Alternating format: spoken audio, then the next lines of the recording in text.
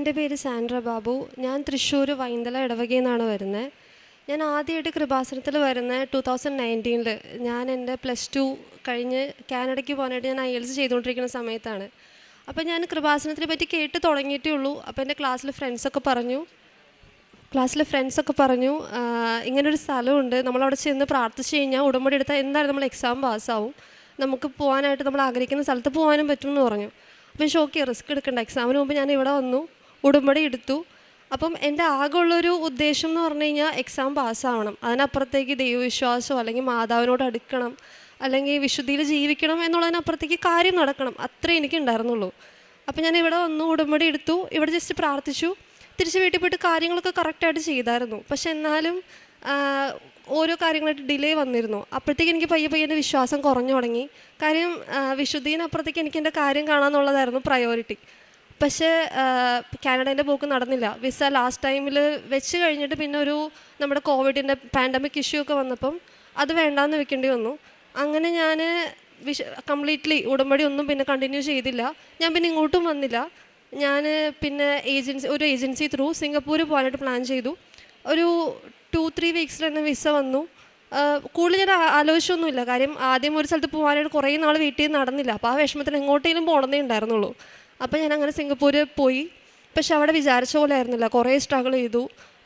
അവിടെ ചെന്ന് കഴിഞ്ഞിട്ടാണ് ഞാൻ അറിയുന്നത്, മീൻസ് നമ്മുടെ സ്റ്റഡീസ് കഴിഞ്ഞാൽ നമുക്ക് തിരിച്ചു വരേണ്ടി വരും, അവിടെ ജോലിയൊന്നും നമുക്കങ്ങനെ കിട്ടില്ല എന്ന് എനിക്ക് അവിടെ എത്തിയപ്പോഴാണ് മനസ്സിലായത്. പക്ഷെ അപ്പോഴും ഞാൻ ദൈവത്തോട് പ്രാർത്ഥിച്ചില്ല. കാര്യം എനിക്ക് അപ്പോഴും പറഞ്ഞ ചെറിയ ഡൗട്ട്, അങ്ങനെ എല്ലാവർക്കും ഒന്നും കിട്ടുന്ന കാര്യമൊന്നുമല്ല ഇത്, സെലക്റ്റീവായിട്ടുള്ള ആൾക്ക് മാത്രമേ കിട്ടുള്ളൂ, അതൊക്കെ ജസ്റ്റ് ലക്കാണെന്നൊക്കെ ഒരു മൈൻഡായിരുന്നു എനിക്ക് അന്നൊക്കെ ഉണ്ടായിരുന്നത്. അപ്പം അങ്ങനെ കുറേ സ്ട്രഗിൾ ചെയ്തു, റൂമിൻ്റെ അക്കോമഡേഷൻ ഇഷ്യൂസ് വന്നു. പക്ഷെ അപ്പോഴൊക്കെ ഞാൻ ഡിപ്പെൻഡ് ചെയ്തുകൊണ്ടിരുന്ന എൻ്റെ കൂടെയുള്ള ആൾക്കാരിലും അങ്ങനെയൊക്കെയായിരുന്നു. അപ്പോഴും ദൈവത്തോട് പ്രാർത്ഥിക്കണം എന്നുള്ളൊരു മൈൻഡൊന്നും അന്നും ഇല്ലായിരുന്നു. അങ്ങനെ അത് നടക്കാതെ ഞാൻ നാട്ടിൽ തിരിച്ചു വന്നു. അങ്ങനെ ജർമ്മൻ പഠിച്ചുകൊണ്ടിരിക്കുന്നതിൻ്റെ ഇടയ്ക്കാണ് എൻ്റെ അനിയൻ വഴി അവനിങ്ങനെ പറഞ്ഞൊരു സ്പോട്ട് ഇൻ്റർവ്യൂ നടക്കുന്നുണ്ട്. സ്ലൊവേനിയയിലൊരു പബ്ലിക് യൂണിവേഴ്സിറ്റിയാണ്, അത്യാവശ്യം ടോപ്പ് റാങ്കാണ്, അപ്പോൾ കിട്ടിക്കഴിഞ്ഞാൽ നല്ല കാര്യമാണ്, അപ്പോൾ നീ ജസ്റ്റ് എൻ്റെ കൂടെ വാ, നമുക്കൊന്ന് പോയി നോക്കാമെന്ന് പറഞ്ഞു. അങ്ങനെ ഞാൻ അവൻ്റെ കൂടെ, ആക്ച്വലി അവൻ ഇൻ്റർവ്യൂവിന് വേണ്ടി പോയതാണ്, ഞാൻ അവൻ്റെ ജസ്റ്റ് കൂടെ പോയതാണ്. അപ്പം അവർ പറഞ്ഞു എന്തായാലും വന്നല്ലേ, ജസ്റ്റ് കയറി നോക്കിക്കോ. അപ്പം ഞാൻ പറഞ്ഞു ജർമ്മൻ പഠിക്കുന്നുണ്ട്, അപ്പം ടൈം എടുക്കുന്നുണ്ടെങ്കിൽ എനിക്ക് പറ്റില്ല എന്ന് പറഞ്ഞു. അപ്പോൾ അവർ പറഞ്ഞു ഓക്കെ സെപ്റ്റംബറിൽ. ഞാൻ അവിടെ ചെല്ലുന്നത് മാർച്ചിലായിരുന്നു, 2025 മാർച്ചിലായിരുന്നു. അപ്പോൾ അവർ പറഞ്ഞു 2025 സെപ്റ്റംബറിൽ പോകാൻ പറ്റും, കുഴപ്പമൊന്നുമില്ല, പ്രോസസ്സ് കുറച്ച് ലോങ് ആണെങ്കിലും അവിടെ എത്തിക്കഴിഞ്ഞാൽ നല്ല കാര്യമാണ്, നല്ലൊരു ഓപ്ഷനാണെന്ന് പറഞ്ഞു. അങ്ങനെ ഞാനത് പ്രൊസീഡ് ചെയ്തു, പ്രോസസ്സിങ് സ്റ്റാർട്ടായി. ആദ്യമൊന്നും കുഴപ്പമില്ലായിരുന്നു. പിന്നെ സെപ്റ്റംബർ ആയിട്ടും നടക്കുന്നില്ല, പേപ്പറൊന്നും അങ്ങോട്ട് നീങ്ങണില്ല. പയ്യെ ഓൺലൈൻ ക്ലാസ് സ്റ്റാർട്ടായി. ജാനുവരിയിൽ 12-നാണ് എനിക്ക് ഇൻ്റർവ്യൂ ഡേറ്റ് കിട്ടിയിരുന്നത്. അത് ഡൽഹിയിലായിരുന്നു. അത് നല്ല രീതിയിൽ അറ്റൻഡ് ചെയ്തു.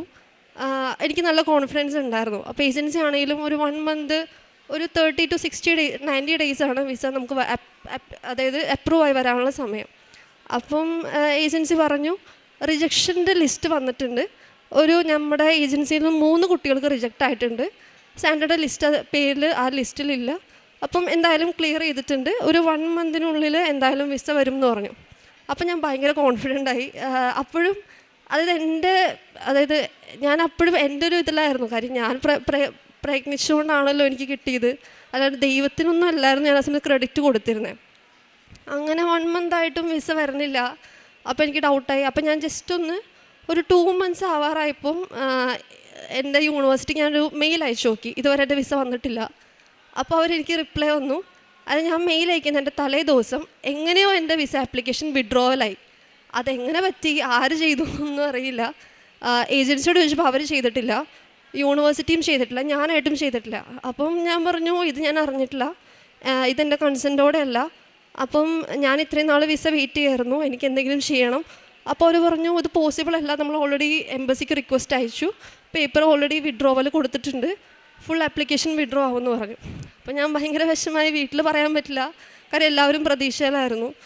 അപ്പം ഞാനിങ്ങനെ ഇൻസ്റ്റയൊക്കെ ഇങ്ങനെ റീലൊക്കെ സ്ക്രോൾ ചെയ്യുന്ന സമയത്ത് ഇങ്ങനെ കൃപാസന മാതാവിൻ്റെ കുറച്ചിങ്ങനെ ഇതുകൾ കണ്ടു. അപ്പം ഞാൻ ജസ്റ്റ് ഇങ്ങനെ പ്രാർത്ഥിച്ചു, മാതാവ് ഒന്ന് ശരിയാക്കി തരണം, എനിക്ക് എൻ്റെ കഴിവിൽ ഞാൻ മാക്സിമം നോക്കി, പക്ഷെ ഒന്നും കിട്ടണില്ല, ഇനി മാതാവിൻ്റെ കയ്യിലാണ് എന്ന് ഞാൻ പ്രാർത്ഥിച്ചു. അങ്ങനെ ഒരു 1 വീക്ക് ഞാൻ കണ്ടിന്യൂസ്ലി എനിക്ക് അതിലൊരു പ്രെയർ കിട്ടിയായിരുന്നു മാതാവിൻ്റെ. അപ്പം ഞാൻ അതിങ്ങനെ ഡെയിലി ചുമ്മാ പ്രാർത്ഥിക്കും. അങ്ങനെ ഒരു 1 വീക്ക് കഴിഞ്ഞപ്പം അവരെനിക്ക് യൂണിവേഴ്സിറ്റിയിൽ നിന്നൊരു മെയിൽ അയച്ചു, നമുക്ക് നോക്കാം, നമ്മളിത് ഡിസ്കസ് ചെയ്യുന്നുണ്ട് ടീമായിട്ട്, നമുക്ക് നോക്കാമെന്ന് പറഞ്ഞു. അപ്പോൾ എനിക്ക് ചെറിയൊരു പ്രതീക്ഷയായി. അപ്പോഴും ഇവിടെ വരണം, ഉടമ്പടി എടുക്കണം എന്നൊന്നും അപ്പോഴും ഒരു ചിന്ത വന്നിട്ടില്ലായിരുന്നു. പെട്ടെന്നാണ് എൻ്റെ ആൻറ്റി, ആൾ ഇറ്റലിയിലാണ്, ആൾ കുറേ നാളായിട്ട് ഉടമ്പടിയിലുള്ള ഒരാളാണ്. അപ്പോൾ എൻ്റെ ആൻറ്റി റാൻഡമായിട്ടൊരു ദിവസം വൈകിട്ട് എന്നെ വിളിച്ചു, സാൻഡ്ര എന്തായി പേപ്പർ വർക്കെന്ന് ചോദിച്ചു. ഞാൻ പറഞ്ഞു, ആൻറ്റി ഞാൻ വീട്ടിൽ പറഞ്ഞിട്ടില്ല, ഇങ്ങനൊരു പ്രശ്നമുണ്ട്, എനിക്ക് എന്താ ചെയ്യേണ്ടതെന്ന് അറിയില്ല, പക്ഷെ മാതാവ് ശരിയാക്കി തരും എന്ന് എനിക്ക് തോന്നണമെന്ന് പറഞ്ഞു. അപ്പോൾ ആൻറ്റി പറഞ്ഞു, സാൻഡ്ര ഇന്നലെ നൈറ്റ് ഞാൻ കിടന്ന സമയത്ത് എനിക്ക് നിൻ്റെ കാര്യം ഇങ്ങനെ മൈൻഡിൽ ഭയങ്കരമായിട്ട് വന്നു, അപ്പം നീ ഒന്ന് കൃപാസനം പറ്റാണെങ്കിൽ നീ ഉടമ്പടി എടുക്ക്, ശരിയാ, മീൻസ് നിൻ്റെ തടസ്സങ്ങളെല്ലാം അതോടെ മാറും എന്നാണ് എനിക്ക് തോന്നുന്നതെന്ന് പറഞ്ഞു. അപ്പോൾ ഞാൻ പറഞ്ഞു, ഓക്കെ ആൻറ്റി ഞാൻ പോവാം. അപ്പം എൻ്റെ പറഞ്ഞു, നീ വീട്ടിലൊന്നും പറയണ്ട, ജസ്റ്റ് അനിയനും കൂട്ടി പോരാൻ പറഞ്ഞു. ഞാൻ അങ്ങനെ ഇവിടെ വന്നു, ഉടമ്പടി എടുത്തു. കറക്റ്റ് ഒരാഴ്ച ഉടമ്പടി എടുത്ത് ഞാൻ ചെയ്തൊരു കാര്യം എന്താണെന്ന് വെച്ചാൽ, എൻ്റെ കാര്യങ്ങളെക്കാളും കൂടുതൽ ഞാൻ ഏറ്റവും ഫസ്റ്റും ലാസ്റ്റും പറഞ്ഞത് എനിക്ക് ദൈവവിശ്വാസം അല്ലെങ്കിൽ കുറച്ചും കൂടെ വിശുദ്ധിയിൽ നടക്കണം, പരിശുദ്ധാത്മാവിൻ്റെ അഭിഷേകം വേണം, ഇതായിരുന്നു ഞാൻ മെയിനായിട്ട് പറഞ്ഞത്.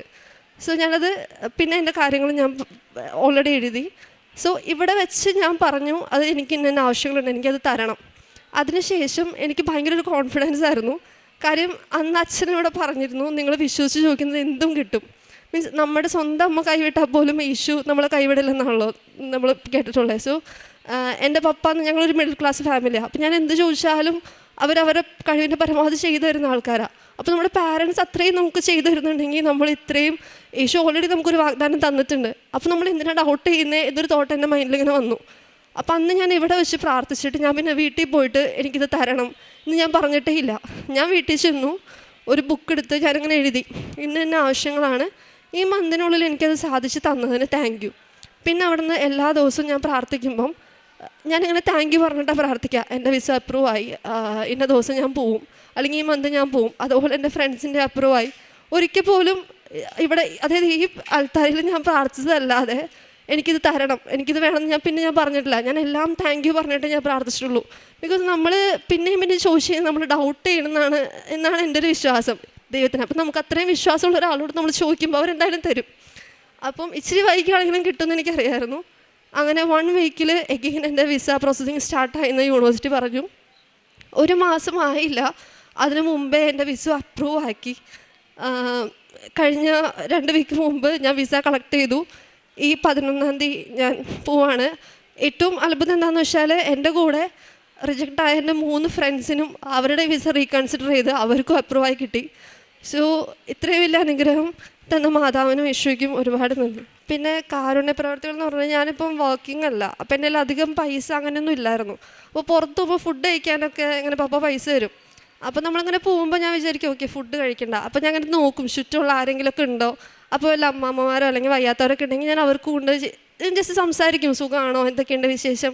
അപ്പോൾ അവരെന്തെങ്കിലുമൊക്കെ പറയും. അപ്പോൾ അവരുടെ കയ്യിൽ കൊണ്ട് പൈസ കൊടുക്കും. ചിലപ്പോൾ ചെറിയ പൈസ ആയിരിക്കും, എന്നാലും എന്നെക്കൊണ്ട് പറ്റുന്ന പോലെ ഞാനങ്ങനെ കൊടുക്കും. അപ്പോൾ അവരാണെങ്കിലും തിരിച്ച് പറയുമ്പോൾ ഞങ്ങൾ പ്രാർത്ഥിക്കാം. അപ്പോൾ ഞാൻ പറയും അമ്മാമ്മ കൃപാസനത്തിൽ പോകണം, ഭയങ്കര അടിപൊളിയാണ്. അപ്പോൾ അമ്മ പറഞ്ഞു ഞങ്ങൾ പ്രാർത്ഥിക്കുന്നതിന് മോൾ എനിക്ക് വേണ്ടി പ്രാർത്ഥിക്കണം എന്നൊക്കെ പറഞ്ഞാൽ അങ്ങനെ ഒരുപാട് പേര് വന്ന് അവർക്കും ഇവിടെ വരാനൊരു ഇത് ഞാൻ കൊടുത്തു എന്നാണ് എനിക്ക് തോന്നുന്നത്. സോ അതുപോലെ തന്നെ പ്രാർത്ഥനയിൽ ശ്രദ്ധിക്കേണ്ട ഒരു കാര്യം, എനിക്ക് മേ ബി കേൾക്കുന്നവർക്കത് ഫണ്ണിയായിട്ട് തോന്നുമായിരിക്കാം. കഴിഞ്ഞ മന്ത് വേൾഡ് കപ്പിൻ്റെ ടൈം ഞാനങ്ങനെ ഭയങ്കര ഫുട്ബോൾ കാണുന്ന ഒരാളല്ല, പക്ഷേ എൻ്റെ പപ്പ ഭയങ്കര ഫുട്ബോൾ ഭ്രാന്തനാണ്. അപ്പം ഇതുപോലെ എൻ്റെ ഫ്രണ്ട്സ് ഞങ്ങളെല്ലാവരും ഡിസ്കസ് ചെയ്യും, ഞങ്ങളെല്ലാവരും ഡിഫറെൻറ്റ് ടീംസാണ്. അപ്പം ഞാനിങ്ങനെ എപ്പോഴും പറയും നിങ്ങൾ നോക്കിക്കോ എൻ്റെ ടീമേ ജയിക്കുള്ളൂ. ഞാൻ മാതാവിനോട് പറഞ്ഞിട്ടുണ്ട്, യേശുവിനോടും പറഞ്ഞിട്ടുണ്ട്, നിങ്ങൾ എങ്ങനെ നോക്കിയാലും എൻ്റെ ടീമേ ജയിക്കുള്ളൂ. അപ്പോൾ കളി ഒരു ഹാഫ് ടൈമൊക്കെ ആകുമ്പോഴേക്കും അവരിങ്ങനെ മെസ്സേജ് അയക്കും, എന്തായി ദൈവം എന്താ കേട്ടില്ലേ, മാതാവ് കേട്ടില്ലേ. മീൻസ് ഹാഫ് ടൈം കഴിഞ്ഞ് ഫുൾ ടൈം ആയാലും കുറച്ച് എക്സ്ട്രാ ടൈം ഉണ്ടല്ലോ, അപ്പോഴും ചിലപ്പോൾ ഒന്നും അടിച്ചിട്ടുണ്ടാവില്ല. അപ്പോൾ ഞാൻ നിങ്ങൾ നോക്കിക്കോ, ഞാനിട്ട് മാതാവിൻ്റെ ഫോട്ടോ ഒക്കെ അയച്ചു കൊടുക്കും, നോക്കിക്കോ മാതാവ് എന്തായാലും ജയിപ്പിക്കും. അങ്ങനെ എല്ലാ കളിയും ലാസ്റ്റ് മിനിറ്റിലാണെങ്കിലും എൻ്റെ ടീം ജയിച്ചു. അങ്ങനെ അവസാനം ഒരു ടൈമിൽ കുറച്ച് ടഫ് മാച്ചായിരുന്നു. അപ്പം ഇവരൊക്കെ പറഞ്ഞു എന്തായാലും ജയിക്കില്ല, ഇത് കുറച്ച് ടഫ് മാച്ചാണ്. അപ്പം ഞാനിങ്ങനെ അവസാനമായിട്ടും ഒന്നും അടിക്കുന്നില്ല, ജയിക്കുന്നില്ല. അപ്പോൾ ഞാനിങ്ങനെ യേശുവിൻ്റെ അടുത്തും മാതാവിൻ്റെ ചെന്നിട്ട് പറഞ്ഞു ഇത്രയും കളി ജയിപ്പിച്ചു, ഈ കളിയും കൂടെ തോറ്റ ഞാൻ നാണം കെടും. ഞാൻ ഓൾറെഡി എൻ്റെ ഫ്രണ്ട്സിനോടൊക്കെ പറഞ്ഞിട്ടുണ്ട് ഞാൻ ചോദിക്കണത് ഒക്കെ എനിക്ക് തന്നിട്ടുണ്ടെന്ന്. അപ്പോൾ അവരാണെങ്കിലും എന്നോട് പറയും നീ പ്രാർത്ഥിക്കണം, പ്രാർത്ഥിച്ചാൽ കേൾക്കും. അപ്പം ഞാൻ ഇത്രയും ഡയലോഗൊക്കെ അടിച്ചിട്ട് ഈ കളി തോറ്റ് ഞാൻ നാണം കെടും, അപ്പം ഈ കളിയെങ്കിലും ജയിപ്പിക്കണം, അടുത്ത തോറ്റാലും കുഴപ്പമില്ല എന്ന് പറഞ്ഞു. പക്ഷെ ഞാൻ തമാശയ്ക്ക് പറഞ്ഞതാ. ആ കളി ജയിച്ചു, നെക്സ്റ്റ് കളി അവർ തോറ്റു. അപ്പം എനിക്കതിൽ നിന്നും മനസ്സിലായൊരു കാര്യം എന്താണെന്ന് വെച്ചാൽ, നമ്മൾ പ്രാർത്ഥിക്കുമ്പോൾ ഭയങ്കരമായിട്ട് ശ്രദ്ധിക്കണം. നമ്മൾ ചിലപ്പോൾ തമാശയ്ക്ക് പറയും, ഓക്കെ ഇതെങ്കിലും ഇങ്ങനെ നടന്നു കിട്ടണം, അടുത്ത് കിട്ടിയില്ലെങ്കിൽ കുഴപ്പമില്ല. മീൻസ് അത് മേ ബി വിട്ടുകളയായിട്ടൊരു കാര്യമാണെങ്കിൽ പോലും അതിനുശേഷം ഞാൻ എപ്പോഴും ശ്രദ്ധിക്കും. ഞാൻ എപ്പോഴും പ്രാർത്ഥിക്കും, നല്ല രീതിയിൽ പ്രാർത്ഥിക്കാനോ അല്ലെങ്കിൽ ശരിയായിട്ടുള്ള രീതിയിൽ പ്രാർത്ഥിക്കാനോ എനിക്കൊരു കഴിവ് തരണം. അല്ലെങ്കിൽ എൻ്റെ കൂടെയുള്ളവർക്കും എല്ലാവർക്കും പരിശുദ്ധാത്മാവിൻ്റെ അഭിഷേകം കൊടുക്കണം. അങ്ങനെ യേശുവിനെ കൂടുതൽ അറിഞ്ഞ് നല്ല രീതിയിൽ പ്രാർത്ഥിച്ച് മുന്നോട്ട് പോകാനായിട്ടാണ് ഞാൻ പിന്നീട് എപ്പോഴും പ്രാർത്ഥിക്കാറും ശ്രദ്ധിക്കാറും. സോ ഇത്ര അനുഗ്രഹങ്ങൾ തന്ന ദൈവത്തിനും മാതാവിനും ഞാൻ ഒരുപാട് നന്ദി പറയുന്നു. സങ്കീർത്തനങ്ങൾ 91 അധ്യായം 4 വാക്യം. തൻ്റെ തൂവലുകൾ കൊണ്ട് അവിടെ നിന്നെ മറച്ചുകൊള്ളും, അവിടുത്തെ ചിറകുകളുടെ കീഴിൽ നിനക്ക് അഭയം ലഭിക്കും, അവിടുത്തെ വിശ്വസ്തത നിനക്ക് കവചവും പരിചയമായിരിക്കും. പരിശുദ്ധ അമ്മയുടെ പ്രത്യക്ഷീകരണ സാക്ഷിയായിട്ട് സാന്ദ്ര ബാബു തൃശ്ശൂർ തൻ്റെ അനുഭവ സാക്ഷി നമുക്ക് മുമ്പിൽ പങ്കുവെക്കുകയായിരുന്നു. ഈ മകളുടെ സാക്ഷ്യത്തിൽ നമുക്ക് പൂർണ്ണമായിട്ട് മനസ്സിലാക്കാനായിട്ട് സാധിക്കുക, ഉടമ്പടി കാര്യം നടക്കണമെന്ന ചിന്തയോടുകൂടിയാണ് മുമ്പോട്ട് വന്നത്. ഉടമ്പടി എടുത്ത് മുമ്പോട്ട് പോവുമെങ്കിലും ആദ്യം പ്രാർത്ഥിച്ചെങ്കിലും പിന്നെ അത് തുടർച്ചയായിട്ട് ഉഴപ്പി പോവുകയാണ് ചെയ്യുന്നത്. പിന്നെ തുടർന്ന് പഠിക്കാനുള്ള കാര്യങ്ങളൊക്കെ മുമ്പോട്ട് പോകുമ്പോഴാണെങ്കിലും കാനഡയിലേക്ക് പോകാനുള്ള കാര്യങ്ങൾ അത് നടക്കാതെ വരികയും എന്നാൽ അതിന് സമമായിട്ട് തന്നെ സിംഗപ്പൂർ പഠിക്കാൻ പോവുകയൊക്കെ ചെയ്യുന്നുണ്ട്. എന്നാൽ അവിടെ ചെല്ലുമ്പോഴത്തേക്കും അക്കോമഡേഷൻ ആണെങ്കിലും മറ്റു കാര്യങ്ങളിലാണെങ്കിലും ഇപ്രകാരമാണോ അറിയിച്ചിരുന്നത്, ആ തരത്തിൽ നടക്കാത്ത രീതിയിലുള്ള ബുദ്ധിമുട്ടുകളുടെയും പ്രയാസങ്ങളുടെയൊക്കെയാണ് കടന്നു പോവുകയൊക്കെ ചെയ്യുന്നത്. അവിടെ നിന്നുകൊണ്ടാണെങ്കിലും മറ്റൊരു സ്ലോവാനിലേക്ക് പോകുവാനുള്ള ഒരു അവസരം വരികയും അവിടുത്തെ യൂണിവേഴ്സിറ്റിയിൽ അഡ്മിഷനും കാര്യങ്ങളൊക്കെ റെഡിയാകുകയൊക്കെ ചെയ്യുന്നുണ്ട്. എന്നാൽ വിസയുടെയൊക്കെ സംബന്ധിച്ചുള്ള കാര്യങ്ങൾ തടസ്സങ്ങൾ മുമ്പോട്ട് പോവുകയാണ്. എന്നാൽ ആപ്ലിക്കേഷൻ കൊടുത്ത ആൾക്കും അറിയാം, ഈ മോൾക്കും അറിയാത്ത തരത്തിലാണ് വിസ ആപ്ലിക്കേഷൻ അത് വിഡ്രോവലായിട്ട് തിരിച്ചു വരികയൊക്കെ ചെയ്യുന്നത്. അങ്ങനെ വളരെയേറെ സങ്കടത്തോടും ബുദ്ധിമുട്ടോടെയാണ് കടന്നു പോയെങ്കിലും വീണ്ടും തിരിച്ച് ഒരു ആൻറ്റിയിലൂടെയാണെങ്കിലും കൃപാസനത്തിലേക്ക് വീണ്ടും വരുവാനും ഉടമ്പടിയെടുത്ത് പ്രാർത്ഥിക്കുവാനൊക്കെ ആയിട്ട് തീരുമാനം. എന്നാൽ പ്രാർത്ഥിക്കുമ്പോൾ ഇപ്രകാരമാണ് പറയുക, എനിക്ക് കൂടുതൽ ദൈവവിശ്വാസവും അഭിഷേകം നൽകണമെന്നുള്ളതും. അതോടൊപ്പം തന്നെ തുടർന്ന് പോകുമ്പോഴത്തേക്കും താൻ പ്രാർത്ഥനകൾ കുറിച്ച് വെക്കുമ്പോൾ ഇപ്രകാരം പറഞ്ഞു, അതെല്ലാം ദൈവം നൽകി അനുഗ്രഹിച്ചു, പരിശുദ്ധ അമ്മയിലൂടെ എനിക്ക് നൽകി അനുഗ്രഹിച്ചു എന്നുള്ള ഉറച്ച വിശ്വാസത്തോടു കൂടി എല്ലാം ലഭിച്ചു എന്നുള്ള വിശ്വാസത്തോടെ മുമ്പോട്ട് പോവുകയും ചെയ്യുന്നു. അതുകൊണ്ട് തന്നെ തനിക്കുണ്ടായ തടസ്സങ്ങൾ എന്തായിരുന്നോ അതെല്ലാം മാറിക്കൊണ്ട് വിസ കിട്ടുകയും തനിക്ക് പോകുവാനുള്ള അവസരങ്ങൾ പരിശുദ്ധ അമ്മ ഒരുക്കി കൊടുക്കുകയും ചെയ്തു. കാരണം പൂർണ്ണമായിട്ടും പ്രാർത്ഥനയോട് ചേർന്നുകൊണ്ടും ഉറച്ചൊരു വിശ്വാസം തന്നെയാണ് സാന്ദ്രബാബുവിന് ഉടമ്പടി ജീവിതത്തിലും പരിശ്രമയോട് ചേർന്നുകൊണ്ട് മുമ്പോട്ട് പോകുവാനും പരിശ്രമ അനുഗ്രഹങ്ങൾ കൊണ്ട് മുമ്പോട്ട് എല്ലാവിധമായ ക്രമീകരണങ്ങളും പരിശുദ്ധ അമ്മയിലൂടെ ഒരുക്കി കൊടുക്കുകയൊക്കെ ചെയ്തത്. മുമ്പോട്ട് പോകുമ്പോഴത്തേക്കുമാണെങ്കിലും ഇനിയും പരിശുദ്ധ അമ്മയുടെ സംരക്ഷണയിൽ മുമ്പോട്ട് പോകുമ്പോഴത്തേക്ക് പ്രത്യക്ഷണത്തിൻ്റെ സാക്ഷിയായിട്ട് ഇനിയും സാന്ദ്രബാബുവിനെ മാറ്റിയിട്ട് നമുക്ക് പ്രാർത്ഥിക്കാം. ഒപ്പം നമ്മളെയും പ്രത്യക്ഷീകരണത്തിൻ്റെ സാക്ഷികളായിട്ട് ഉയർത്തണമേ എന്ന് പ്രാർത്ഥിക്കുകയും ചെയ്യാം. അത്യപൂർവ ദൈവാനുഭവങ്ങൾ ഇനി നിങ്ങൾക്കും സ്വന്തം. ഈ യൂട്യൂബ് ചാനൽ ഇതുവരെ സബ്സ്ക്രൈബ് ചെയ്തിട്ടില്ലെങ്കിൽ ഇപ്പോൾ തന്നെ സബ്സ്ക്രൈബ് ചെയ്യുക. ഈ വീഡിയോ ഇപ്പോൾ തന്നെ നിങ്ങളുടെ സുഹൃത്തുക്കൾക്ക് ഷെയർ ചെയ്തുകൊണ്ട് കർത്താവിൻ്റെ പ്രേക്ഷിതരാകുക.